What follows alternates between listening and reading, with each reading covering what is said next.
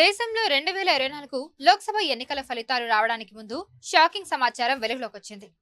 భారతదేశంలో ఎన్నికలను ప్రభావితం చేయడానికి ఆర్టిఫిషియల్ ఇంటెలిజెన్స్ ను ఉపయోగించేందుకు ప్రయత్నాలు జరిగినట్టు ఓపెన్ఏఐ పేర్కొంది. భారత లోక్సభ ఎన్నికల సమయంలో ఒక ఇజ్రాయెల్ సంస్థ నడుపుతున్న నెట్వర్క్ బీజేపీ వ్యతిరేక ఎజెండాను అమలు చేయడానికి ప్రయత్నించి విఫలమైందంటూ ఓపెన్ఏఐ షాకింగ్ సమాచారాన్ని వెల్లడించింది. ఇజ్రాయెల్ కు చెందిన సంస్థ బీజేపీని విమర్శిస్తూ కాంగ్రెస్ ని ప్రశంసిస్తూ కమెంట్స్ క్రియేట్ చేసినట్టు ఓపెన్ఏఐ కనుగొంది. లోక్సభ ఎన్నికలకు అడ్డంకులు కలిగించేందుకు ఇజ్రాయెల్ సంస్థ ప్రయత్నించిందని ఓపెన్ఏఐ అంటుంది. ఇటు ఓపెన్ఏఐ నివేదికపై కేంద్ర మంత్రి రాజీవ్ చంద్రశేఖర్ స్పందించారు. దేశంలో ఈ పని ఎవరు చేశారో విచారణ జరిపి బయట పెట్టాలన్నారు. ఇది దేశ ప్రజాస్వామ్యానికి ప్రమాదకరమని చెప్పారు.